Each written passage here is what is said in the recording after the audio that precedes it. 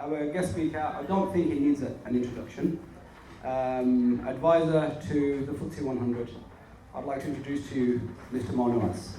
Round of applause.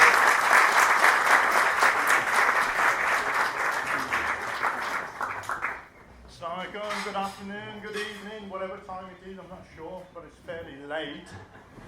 But the sun's still not gone down yet, so we've still got time.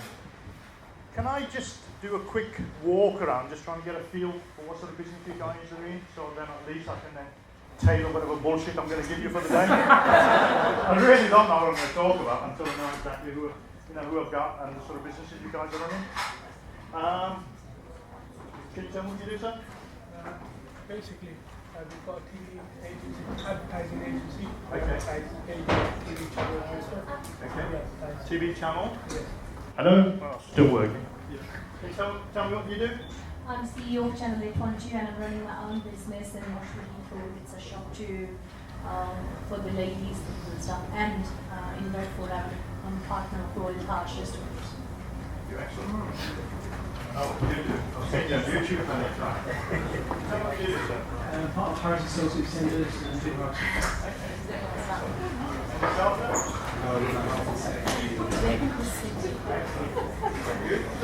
Are you putting me on Snapchat? Helping people acquire gold bullion at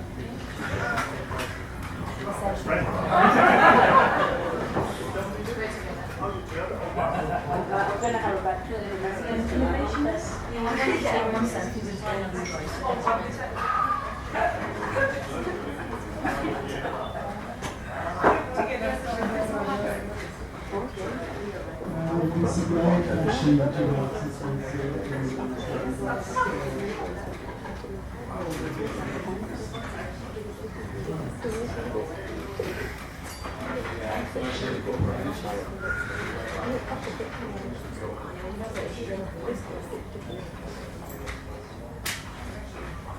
Right. I've got some sort of an idea, so let's see what bullshit Who in here wants to really increase their sales? Okay. Is sales a problem for most of you guys? Trying to get more sales in? What percentage of you? Let's see if can everybody see this? Okay. No? Let's drag it out somewhere where you can all see it. Everybody see it now? Oh, crikey. You're all a bunch of whingers.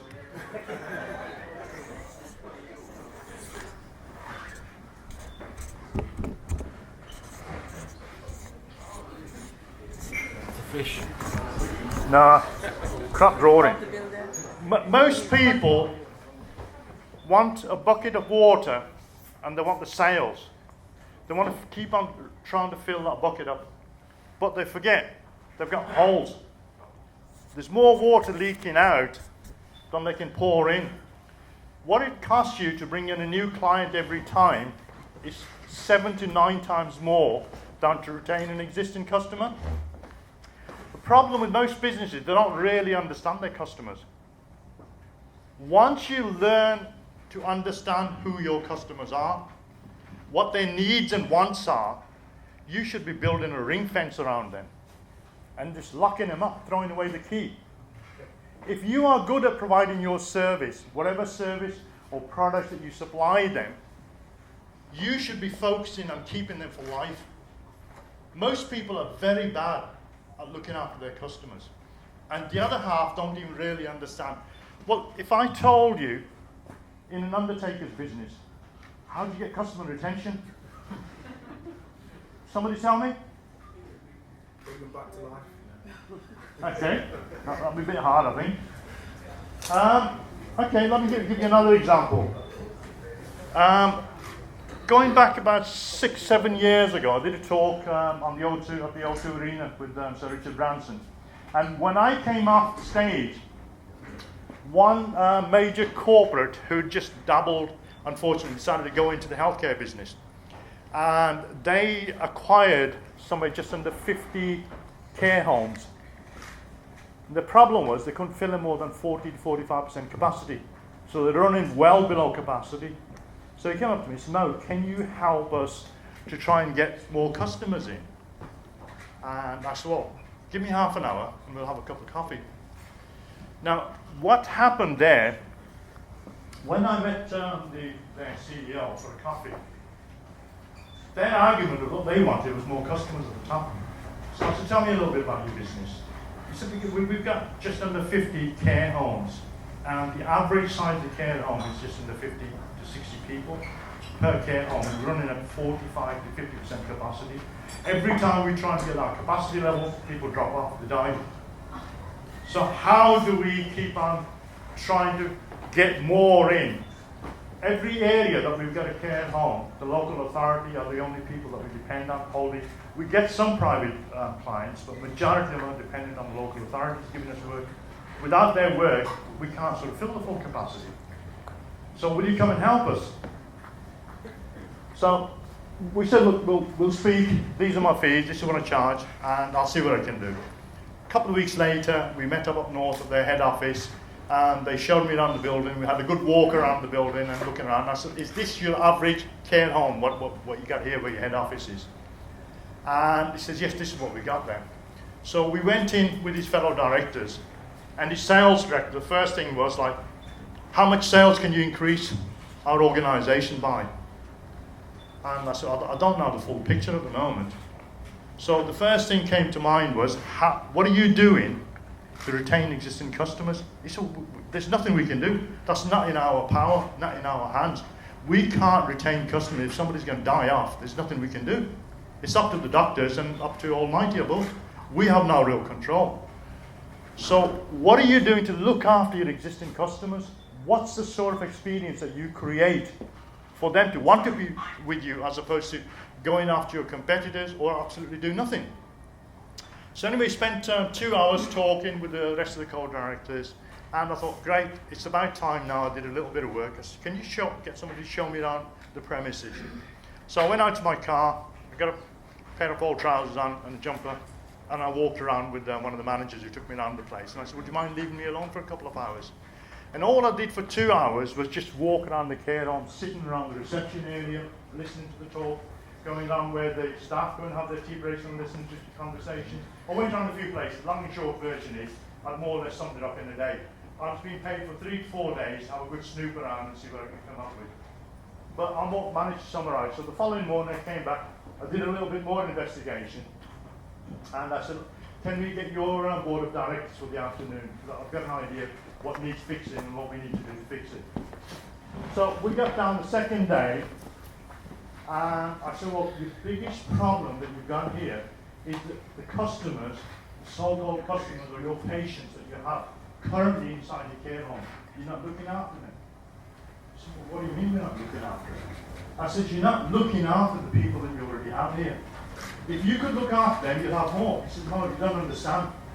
There's no way we can have more based on these people. There's no referral business. You don't seem to get our business. And I said, well, let me ask you a simple question. I found by sitting around different places, I heard one gentleman come up to the reception, and he said, oh, my mum says, like, she's feeling cold at night, and every time she asks for an extra blanket, he gives her something. And as soon as the young man's back was turned, I heard him start, pissed. And a bit later on, I'm walking down further down, somebody was serving the tea. Somebody comes running out to the tea lady and says, oh, my mum doesn't take sugar in her tea, so can you please in future not put any sugar in? Pissed. And it seemed to be a constant theme that any time anybody asks for anything, they're bloody pest. So you either are a welcome guest, the customers, for you, or they're a pest. Now, it depends on whether you want them back or not. If they're the ideal sort of customer that you're searching for, that you're looking for, then they should be your welcome guests at the end of the day. So, long and short version, I'm going to try and summarise this to as quickly as possible. We've got quite a bit to get through. The short of it is, we basically said, look, you need from now on, train your staff, look after the existing customers that you have. What you need to do is the moment a member of their family comes through the door, you really, in all fairness, if they've been there before, your staff should be there to greet them, get their name up in, they should know who they've come to see. The moment they walk through the door, you should be saying to them, what would you like, tea, coffee, or a cold drink? Treat them like royalty. And the second thing that we went around and did an investigation by talking to the last 4 people that booked into that care home. And we asked the people how satisfied they were. I said, what do you mean, how satisfied are we? Only been here about a week. But how have the staff looked after you so far in the time that you've been here? Well, we haven't got any complaints or anything. Can I just ask you a simple question?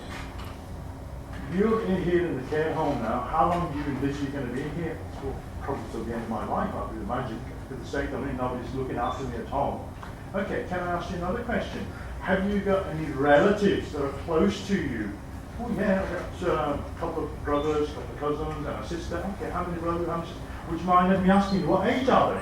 All the ages down. Have you got any friends from your workplace that you're still saying? Oh yeah, friends of what sort of ages are they? By the time I finish, we've got a list of between 25 to 30 people on a list. And out of those, a third of those were potential people that would be your potential clients for the future. Not for today, not for next week, maybe next year or the year after, maybe the other one every now and then. But they weren't seeing the opportunity. They were more interested in filling the bucket now and doing absolutely nothing to look after the ones that they've already got. How often is it that we forget to look after the customers that we've already got and not looking after them properly? So we put a program into place against their better judgment. They were all against the idea. The CEO agreed, but the rest of the board of directors weren't too happy with it because they just wanted a simple solution. They wanted some magician to go up there with a magic wand and start putting more customers in. They weren't worried about what happens here. Anyway, they decided to implement this process in about 3 of their care homes before rolling it out fully.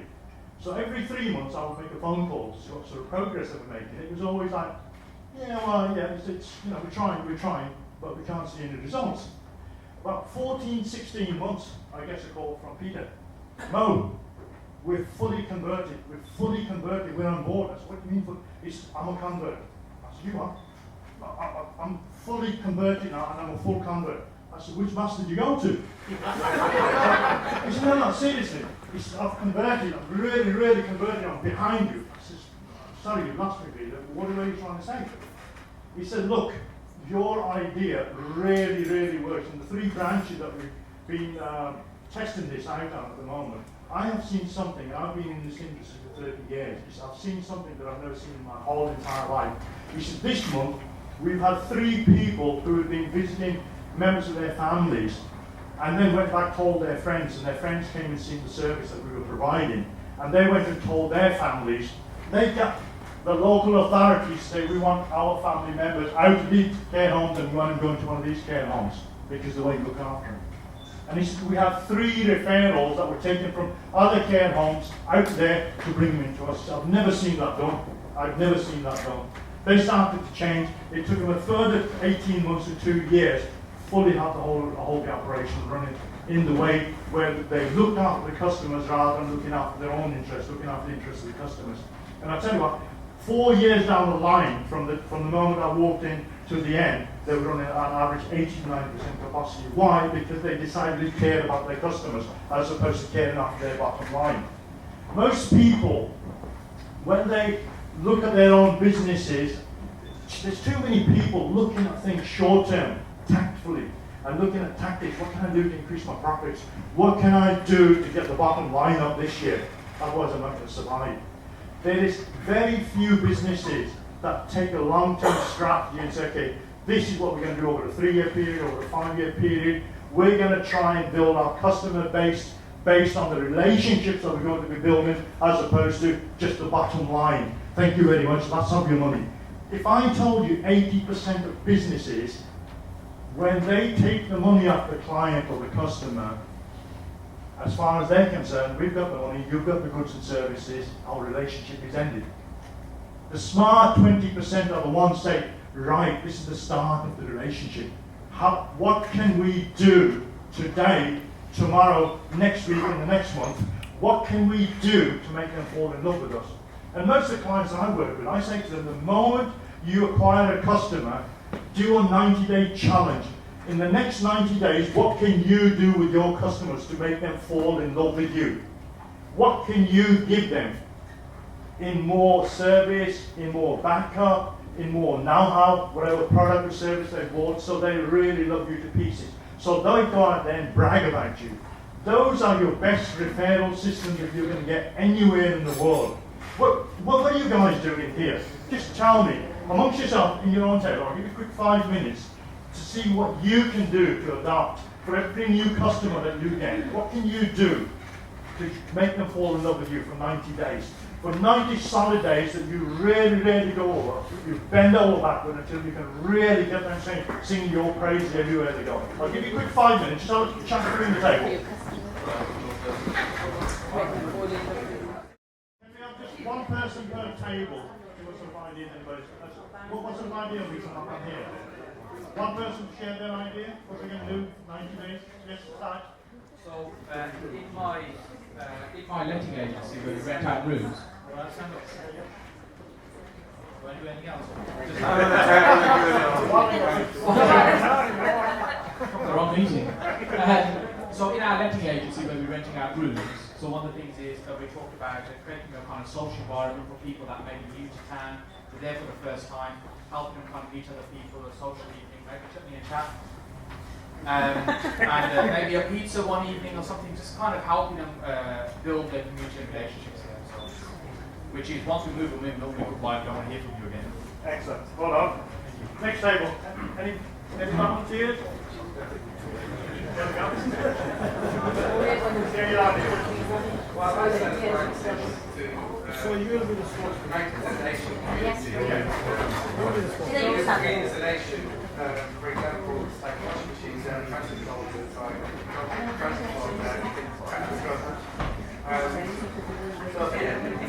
so we do 3 installations. 90 days. All our washing machines, and and I was just speaking to a gentleman here, and so do you follow that up? I said, no, I don't follow that up. So after speaking to the young gentleman, he told me to follow up for a 3-month period. Ask him how did you get on? How's our service? Do you know, after all that, ask him, do you know anybody who wants to wash your machine? They should be doing the selling for you. I'm just going to go off track here. I'm going to share something about this industry because I've brought up in this industry. There's one person now up in the back doing too well. I've worked within the electrical industry for many years ago, so I understand this industry better than anybody else. The typical, and I'm going to try and make it as general as possible so you can all get an idea how you can adapt it into yours. We worked with a firm of retailers down south, going back about 12 years ago. They were having similar, I think about 6 or 7 branches, and they were having problems trying to get fresh customers in. And partly what we did was, on a 90 days sort of making the customer fall in love with you, was as soon as somebody came into your premises, we would have reports for washing machines, reports for fridge freezers, reports for microwaves, and what we'd have like a league table. These are top 10 microwaves, these are top 10 televisions, these are top 10 videos, and these are the top 10. And then next to that, we would have then the life expectancy of something. Let's just take cookers for instance. Here's the top 5 manufacturers in cookers. If you have this cooker, this has a 5-year life on average. This one has a 3-year life, this one has a 6-year life, this one has a 7-year life, this one has a 4-year life. So each time somebody would buy something, we would give the report. So we would say, look, here's a free kettle for you. Instead of paying £29 for a kettle, can we give you a free kettle? Can you just give me 2 minutes of your time? Can I ask you, how old is your cooker? Oh, it's 3 years old. How old is your television? 2 years old. Ask for any major appliances and taking information up. In return, give them a kettle or something. Once you've got that information, you can then give them a report for the cookers, a report for the television. Somebody might be saying, well, I don't need a TV, my TV's perfect. But when they look at the report, my TV's only got a 4-year life. I've had it 6 years, so I've got to start looking for another one. So what are you doing now? You're educating your customers, you're educating your clients to be switched on. Hang on, I've got to start looking for another TV, but this is like a clock out in another few months. So what are you doing to educate your customer to keep coming back to you? And part of the thing what we would do is every month, every 6 weeks, we phone that customer up and we say, oh, by the way, we've just had a special offer on whatever, it wasn't kettles, it was toasters, because kettles, toasters and irons are the 3 common things that literally we replace at least once a year, once every 18 months. So those were ideal things that we would buy in bulk and give them away literally at cost without making money, just to make contact. So every 6 weeks we phone up, by the way, we just bought 2 container loads of these, irons at the moment, and you can have them cast. What I'll do is, if you just say yes, I'll put one by, and I'll put it under the counter for you. So next time you're up here, each time they come in to pick up an appliance, you're giving them a cast, give them a cup of coffee, you're building that relationship. Always give them a report, or give them something, whatever information you've already gathered on there. You're then looking to, okay, they're going to need a washing machine in 3 months' time, 6 months' time. What you don't want them doing is going into comments, or even though comments not there any longer, curries or your rivals. So you need to be focusing on building your relationship with them on a one-to-one basis. The more tighter your relationship is, the more they're going to go and tell somebody else when somebody's in the need for those appliances or whatever. How many people are here in the catering business, in the restaurants? Yeah? Okay, well, I'll show you an example on that. So what do you guys get at the table? So the big thing I took from what you did is, the first thing you did, which is you went and asked the customers what they felt. And I know sometimes customers don't like to complain. I mean, you come to a restaurant, you don't complain, but you infiltrated the customers, and that was a big thing you did there, which people don't do that. Table anyone? Yeah, what we're talking about is actually special. Is that that?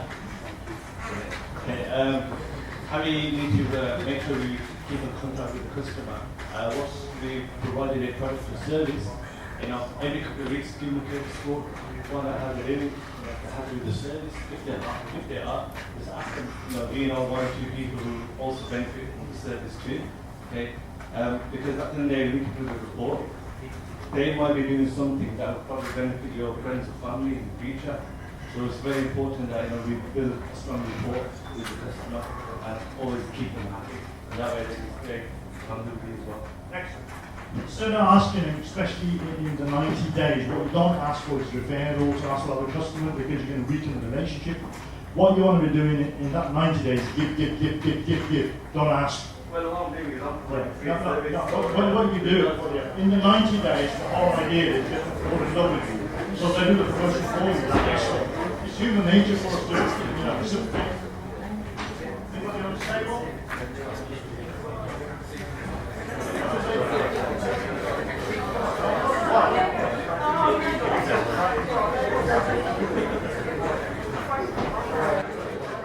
Hello, can you hear me? Can you hear me at the back? I'm at the back, so you must be at the front. I'm John. Some of you might remember my 2 cans of Vimto, 2 trays of Vimto from the Coffee and Natter. I've been asked to talk about jelly babies. Yeah, everybody thinks I'm mad, but jelly babies are important. I have a habit when I've got a new customer of introducing a bag of jelly babies to the table. This tells me a lot about the customer. First of all, if he doesn't share them, I know he's a mean bugger. I think back, oh no, you can still hear me. I watch the way they eat them. If they bite the legs off first, I think they're quite a gentle person. If they bite the heads off, I worry it'll be my head that gets bitten off next time. If they throw the jelly baby in whole and chomp around like a cement mixer, I know future discussions are going to go on and on and on. And if they don't open the bag of jelly babies, or they give it back to you, they're not the kind of person I want to deal business with. So that's the jelly baby theory.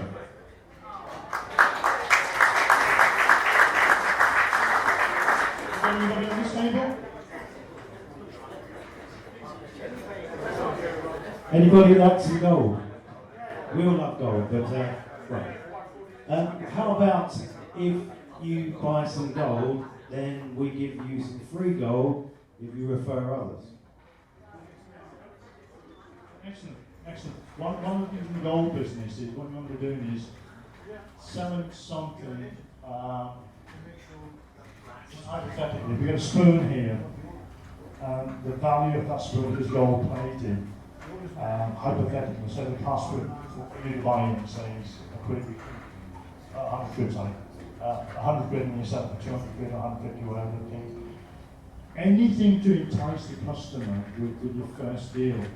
I'll give you an example. Somebody buying diamonds. If you get somebody to buy into a diamond as an investment, and diamonds are small, and you do it at cost or below cost. So what you're doing is trying to get people onto your buying list. What they do with that diamond is then gives you an opportunity to send a catalog to them. And the cheapest thing they have is £500, £600, and what you said there, you just paid the amount of £99 for diamonds. But the moment you decide to buy something out of them, you have 50 back, you should be making £50 profit on that diamond. If you haven't, then nothing under 150 quid. So they don't have to spend that, because that diamond and so on is now good, it's so small, so not used. Sorry, anybody else, any tables there? Yes, tables over here. Anybody on this table? There we go. I'm cheating because actually I have a training company that specialises in customer service. Oh, excellent. I would say there's many things you can do. One is to literally correspond with them and say thank you for your custom, but with a lead magnet. It's very, very key to do that and know exactly the value of what you're offering them. Also, at the time when they do become a customer, have them on your mailing list and ask them if it's okay, first and foremost. You don't want to alienate them, and then give them tips and tricks along the way. Excellent, excellent. Well done. Anybody on this table over here? Yeah?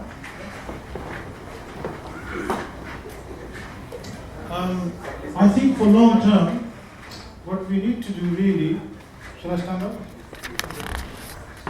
Being in business for about 35 years, prior to becoming an engineer, I found that first of all, you need to, as Mo said, to build up relationships with your customers. We pride ourselves on having built long-term relationships with our customers, that they become like your extended family, and we make them feel like that. And the key to that is to be honest with your customers. Make sure that you give them deals that they can make money out of. You cannot be selfish in business. If you want to do long-term business, sometimes you have to give and take, you have to be flexible. That is very, very important. And sometimes I find that we go to other businesses, they can be very arrogant, they stick to their prices. And if somebody's buying, say, 20 items from you, and say in 3 or 4 items you don't make any money, it doesn't matter, does it? Because you're making money on the rest, but you're making that guy very happy. And that's what we've done through life, is to make sure that when people come in, we greet them, we know their names. And now that we have over 35 years, we've got the people who used to deal with us, their children are now dealing with us, and sometimes their grandchildren are now dealing with us. Excellent. So that is very important. And that's because we have built up relationships with them, we've been honest with them, and through hard times... £50 for charity for that. Yeah. And through hard times, we've also supported them. That's very important too. So that's all. I think Mo actually put everything. Great. Thank you. Right. Just be honest with me now on this. How many hands can I see up in the air with the people that find it difficult to do that with their customer, because they feel no matter what they do for their customer, the customers are never happy? Just be honest with me. Okay. One honest person, 2 honest people. Wow. Everybody just keep their customers. Okay. A couple of things I'm going to share with you on here, in case you're not telling me the truth. There's no reason for me to doubt you, but I'm going to tell you anyway.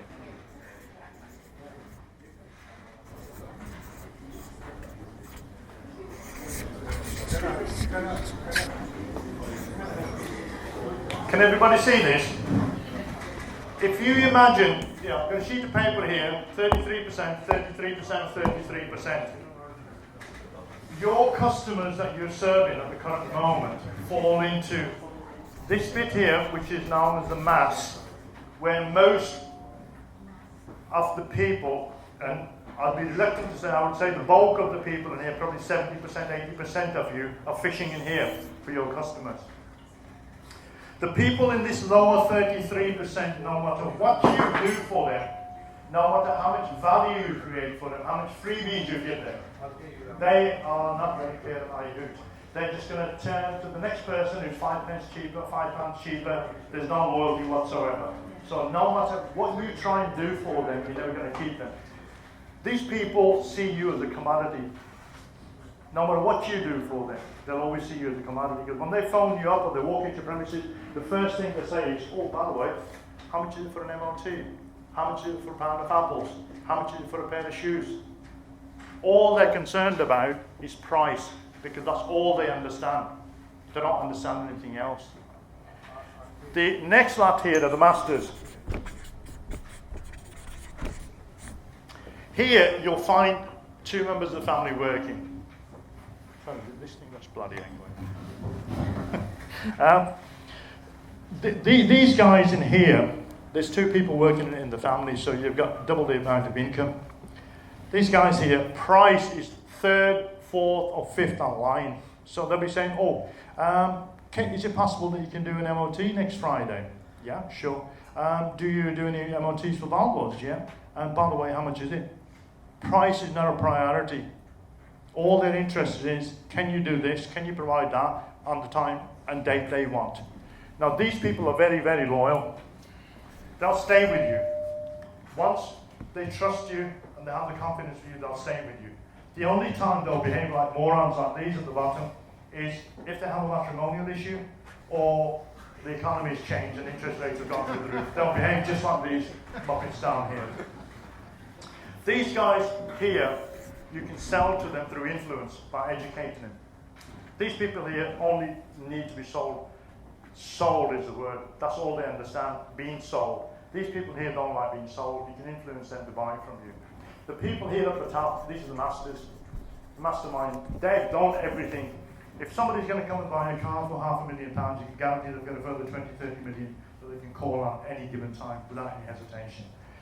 These people, you can't influence them, you can't sell to them, so how do you reach those? You have to break into the circles that these people move in. So if you're trying to sell something to Beckham, you've got to understand the circle of friends that Beckham moves in. If you can find the weakest link, you get into the one, you get into the whole circle. So it depends. The language that these people speak here is different to the language these people speak here, to the people that speak there. So on your websites, on your literature, with your sales reps going out on the road, depending on who it is that you're talking to, you need to be aware. That same language doesn't transfer here. The language from there doesn't transfer there. So you have to really, really spend time, effort, and resources in understanding your clients or your customers. What would happen, just out of curiosity, how many people got customers? Okay, how many people got clients? What's the difference between a customer and a client? No difference. No difference. Okay. Yeah? Okay. What if you was to flip? A customer is somebody most people see as a transactional. They're coming in, buy a bag of potatoes, whatever. They exchange the money, end the relationship. People that see their customers as their clients, they go out to get those people and they want to keep them as long as they possibly can and look after them and service them. They don't want to be going out there chasing them every time they come back. Zero over here, most of these clients, when they come in there, they stay with them. A good solicitor, he'll not only be dealing with that one individual, he'll be dealing with the whole entire family. Why? Because he's treating them like clients and wants to look after. So flip that switch in your head from customer to client and see how you start behaving and start treating your clients as clients as opposed to customers. It's amazing, just a little flick of the switch, how you start treating people as opposed to what you're currently seeing them as.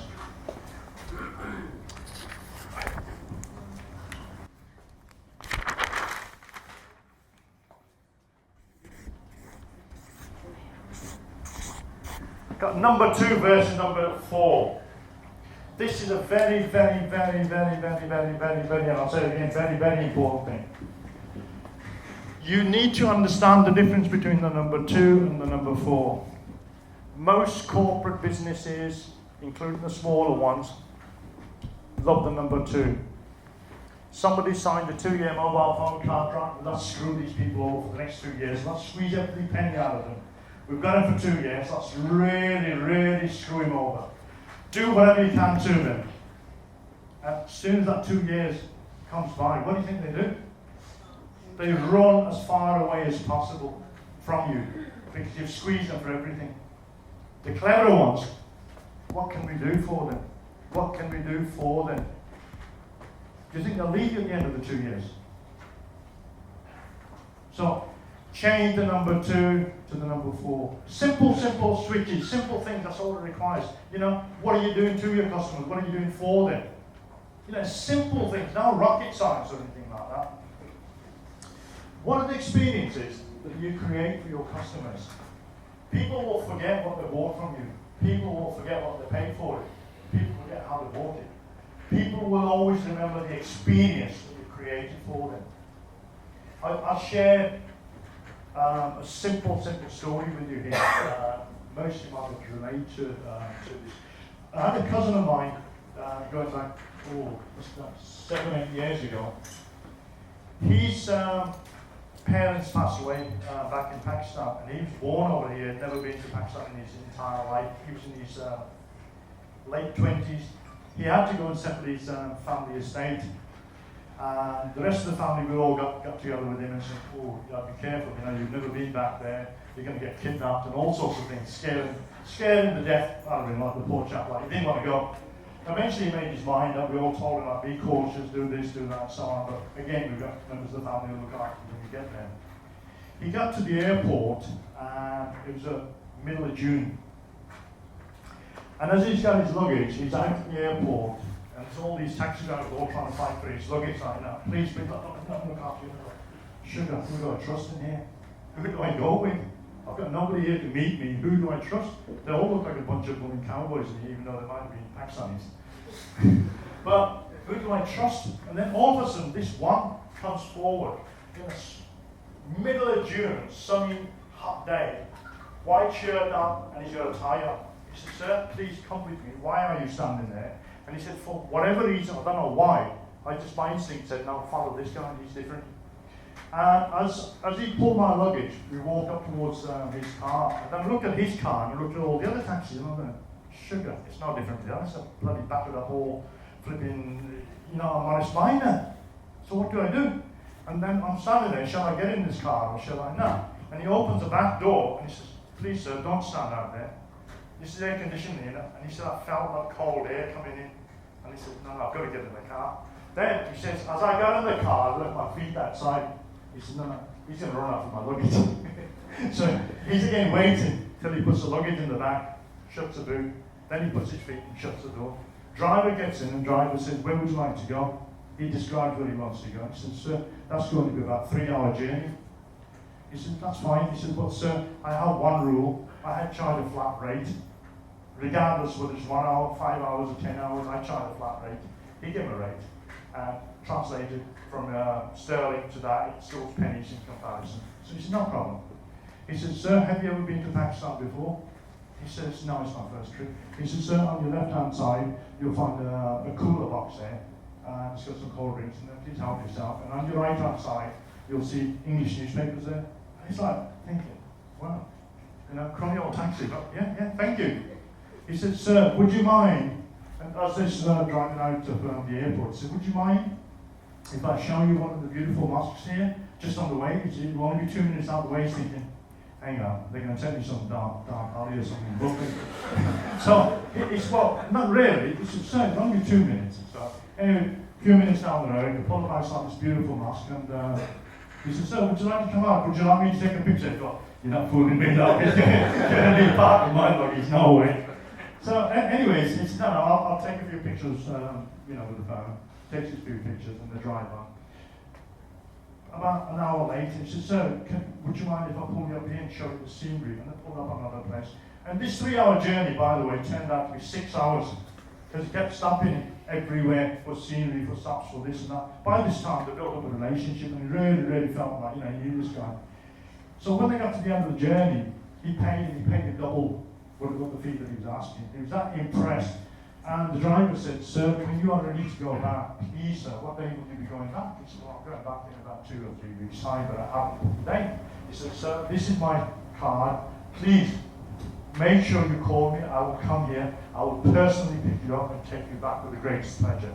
Please, sir, call me. So what day do you think you're going back? He said, well, maximum I'm going to be here 3 or 4 weeks. Please, sir, can I have your card? So he takes a business card of my cousin. Anyways, it so happened my cousin came back, one of his members of his family drove him back to the airport, so he didn't get to see him. A week after he landed, he got a card from that taxi driver. Sir, it was a pleasure to see you, but I'm sorry if I missed the opportunity not to take you back. But please, if any of your friends or relatives come here, please tell them Do you think he's going to tell his relatives to have this taxi driver or not? What do you think? How many people think he will? Now, that's something. Taxi driver a migrant. Sorry? Well, I thought they're all over here, but no, unfortunately not. There must be a few left there still.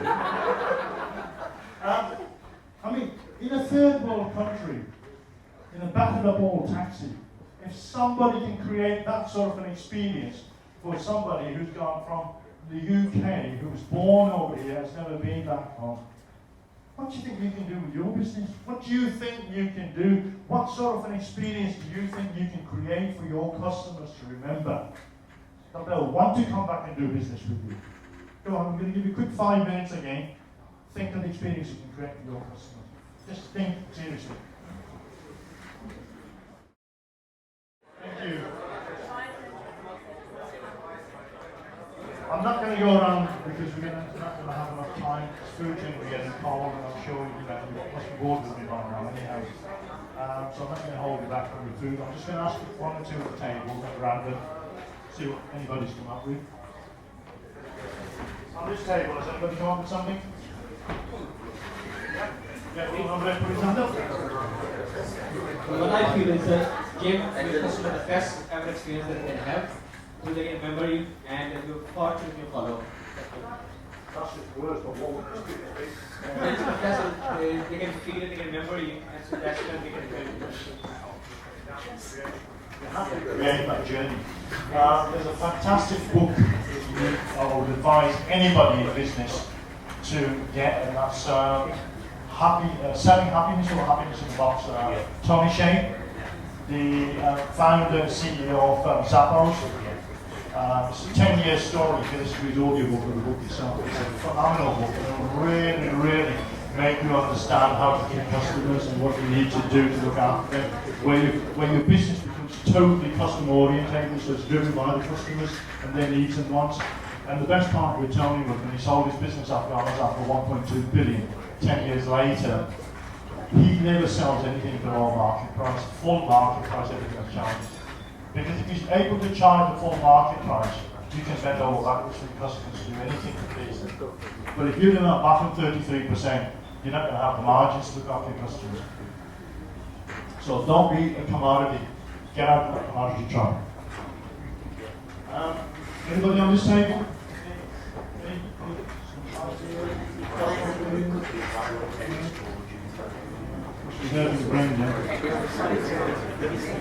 Okay, guys. What I'm going to do now, I'm going to give you 10 minutes of my time for Q&A. Otherwise, food's going to get cold and I'll get late and then you'll just cancel me instead.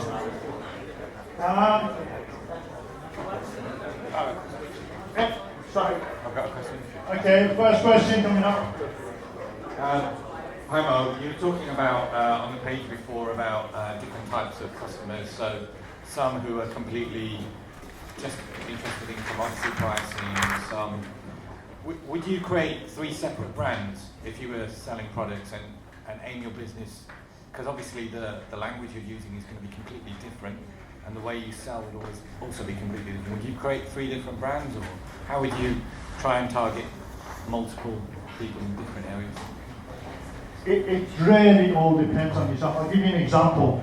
Adidas. How many people see people walking around with a big Adidas badge on the front and a big Adidas name on the back? I mean, you've all seen people walking around with that. That's aimed at these Muppets down here. And they run adverts. They pay £10, £20 for a t-shirt to be advertised at Adidas. But the guys got it up here. They pay like £120 for just that same t-shirt, but the logo is so small and discreet. Do you understand what I'm trying to say here? To answer your question? Kind of, yeah. So you can keep the same brand, but you have to decide how will it look different and how will it feel different for this audience to that audience. So you can still get the higher value and not undermine the product. Or you can create 3 different brands. Any other questions? Come on, there must be other people in here. I swear I'm not going to run down with the boss or anything. Not today, anyway. Go on, son. I've got shy, man. You've done such a good job. You must be really hungry on this. Three target markets there. What about the people who try to attack all three at the same time? I mean, some marketing theory say you can do one or the other. Can you attack all three? If you are a big organisation, yes, but if most of the businesses in here, unless you've got shitloads of money to put out marketing, I would advise against it. Because you can't do everything to everybody on the budgets that most of you guys are on. If you're a multinational corporation, you can set budgets up for different markets, it doesn't matter. But the level you guys are here, including myself, we just need to be focusing on one of those markets and just focus on that. You're not going to get everybody. How many people are in call centres or have telesales teams within their businesses? People do mail shots. People on email lists. Oh, you don't do any sales. No wonder you don't get any sales. You don't really answer it. Come on. You wonder why you're going to get sales. They show it all business people. Question over here. No, it wasn't a question, it was a answer. I'm scratching his nose, sorry. This all is very informative. I want to know one thing. This is about the people who are doing the business in the market sector. Especially, I want to know about the ladies who want to start their business from home. They are mothers, and what is the good skills for them? How can they start their new business and how can they promote? It's a very, very broad question. So I'll give you a very, very broad answer to that. Really depends on the business that you're trying to start. Is it to sell products or services? Which will it be? Anything. Anything. So I can give you any answer then. So I can make up any old bullshit. Like some ladies are doing cloth business from home. Doing what, sorry? The cloth business Okay. from home, the ladies' cloth business. Okay. What are the good advice? What, to sell or to make? To make customers or to promote their business and stuff. I think what she's trying to say is I think a lot of people have a mindset and so restricted they feel that they can't do much. So she's saying for those people who can't do much, what is it that they can do? Sometimes knowledge or too much knowledge can be a danger and not make you take action. Let me just show you an example. How many people in here feel that the knowledge and the skills that they have are higher than the results they're getting? Be honest. Look at it. So having too much knowledge doesn't necessarily mean that you're going to get the higher results. I always say take action, trial and error. The fantastic teacher that I had in the early days, Michael Masterson, and his very first book I ever read was Ready, Fire, Aim. If you take the approach that you're going to be trying to finish something, that you get down in details till you mastered it, and then trying to sell it for go find your customers, it's just not going to work. Even now, like today, I put some posts up there, and I had myself this 9 people. Oh no, you misspelled this or you missed. I don't care. They've got the general gist of what I'm trying to say. Everybody knows I left school without formal education. I still can't spell it each day. But people don't pay me because of my spelling. People pay me for the results I produce.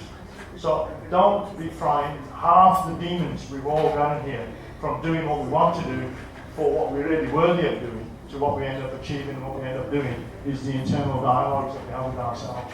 And most of the time, your biggest enemy that you're going to overcome, every one of you, and I'll do another talk another day, which is purely about mindset. A lot of the time, it's the internal dialogues that we have within ourselves that just holds us back, and we never take action. We know we've got to take action, we know we've got to do it, but we never get around to doing it. Because the internal demons in there and keep telling us you're not worthy, you're not worth it. If you make too much money, rich people are crap, they don't do any good, they don't serve the communities. So it's the internal dialogue. I'll do another talk with the same another day, but we'll leave that for some other subject altogether. Any other questions? Yeah. You've done a good job, Mo. Thank you very much. Thank you. I think the other thing to do is to talk about whether, and I think you maybe touched on that also, is you must have, obviously most of these businesses aspire to get somewhere in life. That's why they are doing businesses, because they want a better standard of living, they want more money, they want to create wealth, etc., etc., etc. But how many people are really dedicated or really have goals in their minds to know exactly where they're going and are dedicated enough to do that and put the hard work in? Because I find youngsters now, they don't have that energy that we guys have and we had in the past also. And I think that's very important to touch on. Thank you. I don't think it's a question of the young, the old are just as bad, trust me. I think they're used to too soft a life. No, not necessarily with their own pressures, at least they think they are. A lot of the times, it's back in here in our sort of minds and our little comfort zones. The best thing you can do at any given time is sit down in the morning. I'm assuming everybody's in business, in some form of business. And if you really, really want to accelerate your business and really want to grow it, dump what you have in there on sheets of paper. Start creating a mind map. Who knows what a mind map is? Just start creating mind maps on flip charts like this. Create a 3-year vision. Dump every single thing you can for your 3-year vision. And what you do with your 3-year vision, draw 36 bus stops. Imagine you've got 36 bus stops now that you are on a bus, you're on a journey and the bus is here today. Bus stop number 1.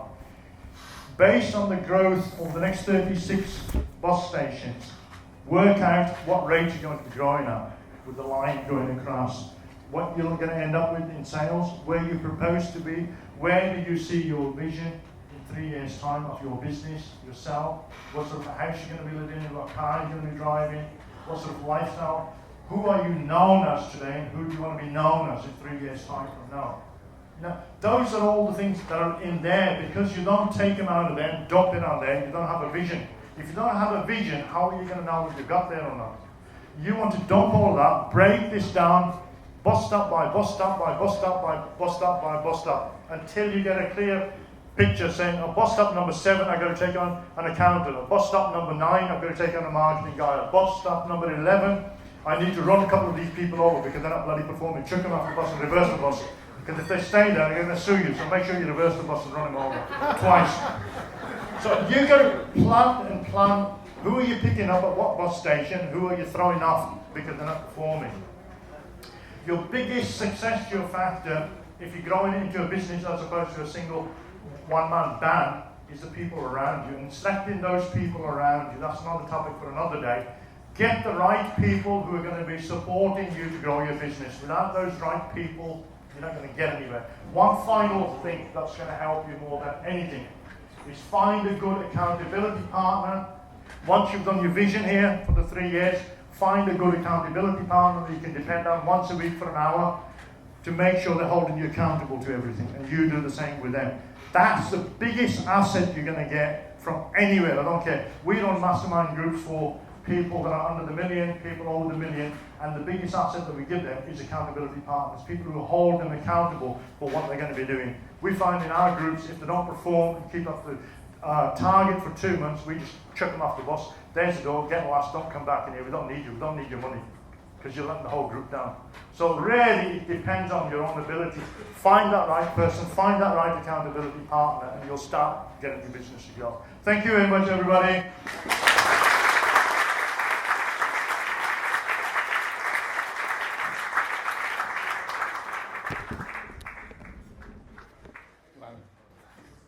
Thank you very much, Mo. Could I just have another round of applause? Amazing, absolutely amazing. Priceless words, and I'm sure we all learned something from that. We all took something away. I'd like to extend my sincere thanks again to Mo for taking time out today to come and talk at our event and share his words of wisdom.